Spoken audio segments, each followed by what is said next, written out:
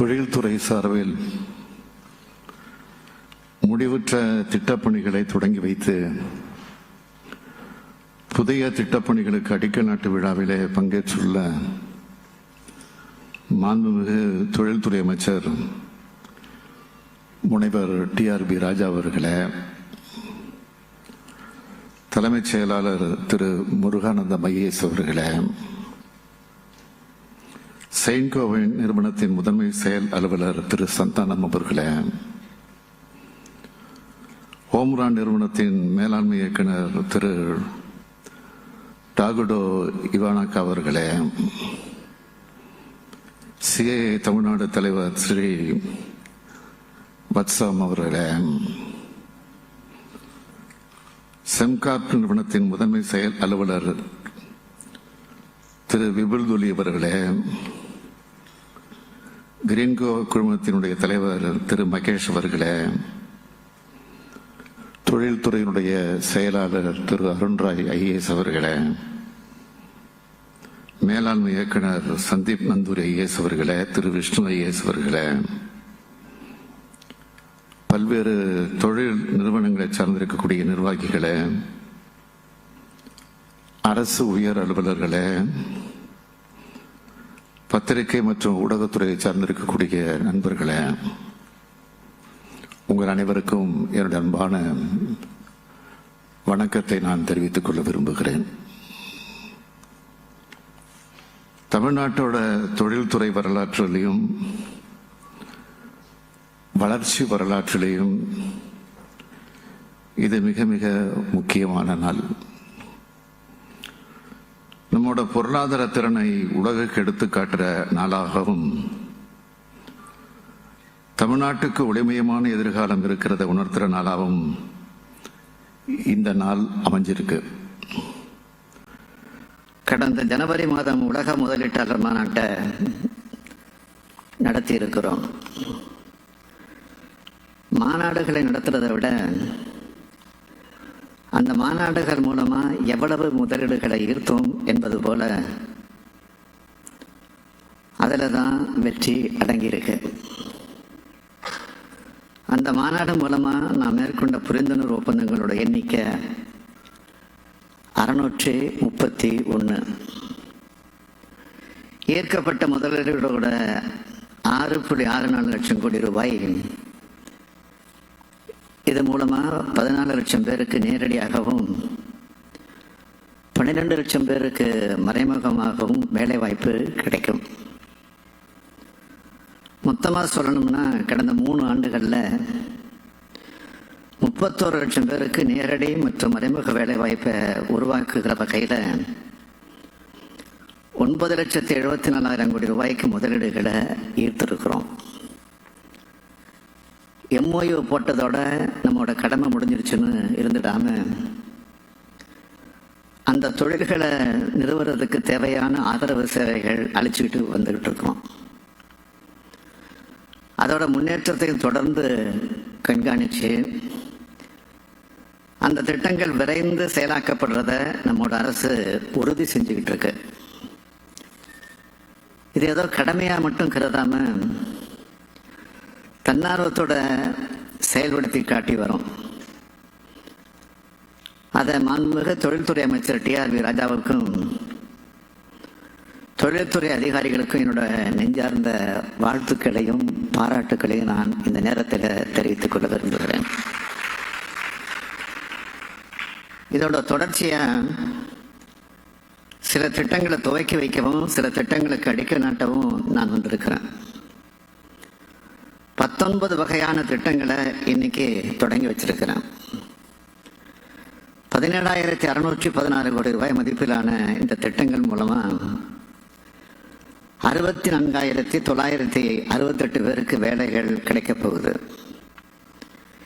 28 வகையான திட்டங்களுக்கு அடிக்கல் நாட்டியிருக்கிறேன். இதோட மொத்த முதலீட்டு மதிப்பு 51,157 கோடி ரூபாய். இது மூலமா 41,835 பேருக்கு வேலைகள் கிடைக்கும் என்ற மகிழ்ச்சியான செய்தியையும் நான் தெரிவிச்சுக்கிறேன்.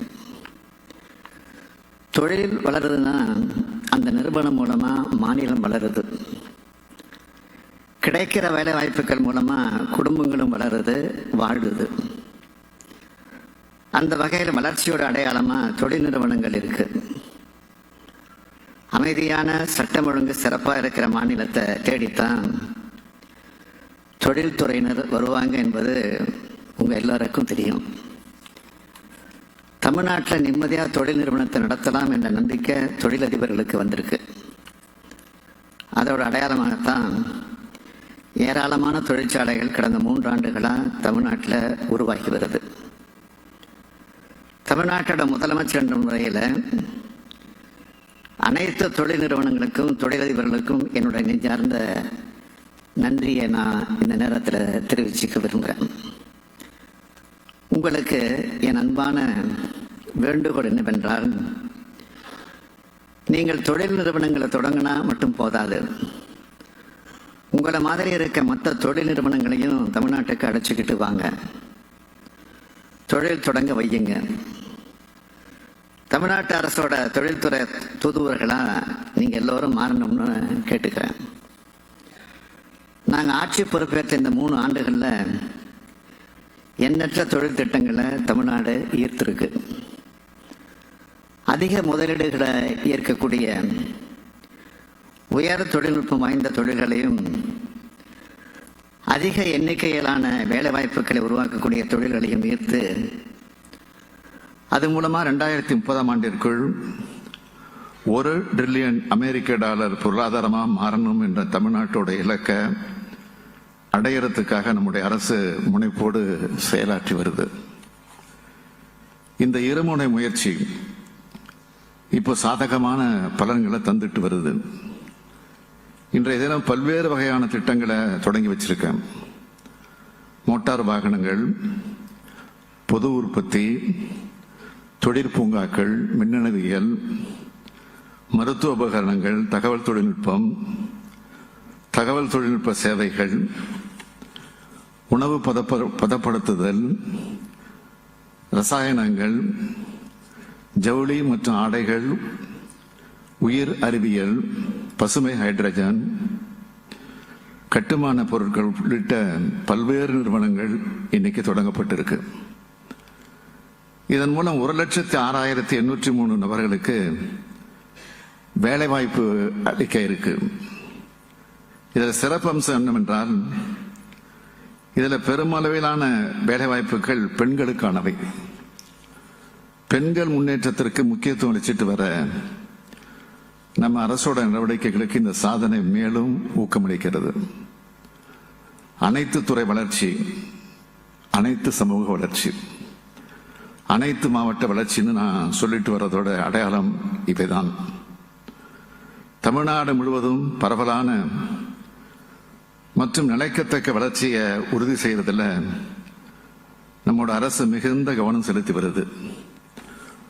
மாநிலத்தோட பல்வேறு மாவட்டங்களில் தொழில் திட்டங்கள் தொடங்கப்படுறதுனால அந்த மாவட்டங்களில் உட்கட்டமைப்பு வசதிகள் மேம்படுத்தப்படுது.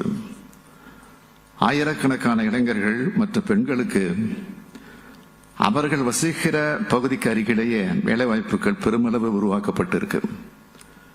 இதன் மூலம் அந்த பகுதிகள் உறுதியா சமூக பொருளாதார வளர்ச்சி பெறணும்னு தெரிவிச்சுக்க விரும்புகிறேன். திறன்மிகு தொழிலாளர் இருக்கக்கூடிய மாநிலம், இந்தியாவிலே அதிக எண்ணிக்கையிலே பெண் தொழிலாளர் கொண்ட மாநிலம்னு பல்வேறு சிறப்பம்சங்களை தமிழ்நாடு கொண்டிருக்கு. மாநிலத்தோட பெண்களோட கல்வி அறிவையும் வேலைவாய்ப்பு விகிதமும் நாட்டின் சராசரியை விட அதிகமாக இருக்கு.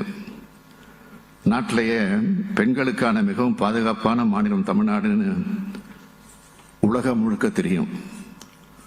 உட்கட்டமைப்பு தொடர்பான தொழில்துறை வளர்ச்சி வணிகம் செய்யறதை எளிதாக்குது. சமூகத்தோட அனைத்து பிரிவினருக்கும் வாழ்க்கை வசதிகள் எளிதாக்குறது. இவையெல்லாம் அரசோட குறிக்கோள்கள். இதை செயல்படுறதுக்காகத்தான் எங்களுடைய கடமையாக கருதுகிறோம். உலகமெங்கும் இருக்க முதலீட்டாளர்கள் விருப்பத்தோட தேர்வு செய்யறத மாநிலமா தமிழ்நாடு விளங்குறதுன்னு என்பதற்கு இன்றைய நிகழ்வே ஒரு எடுத்துக்காட்டு.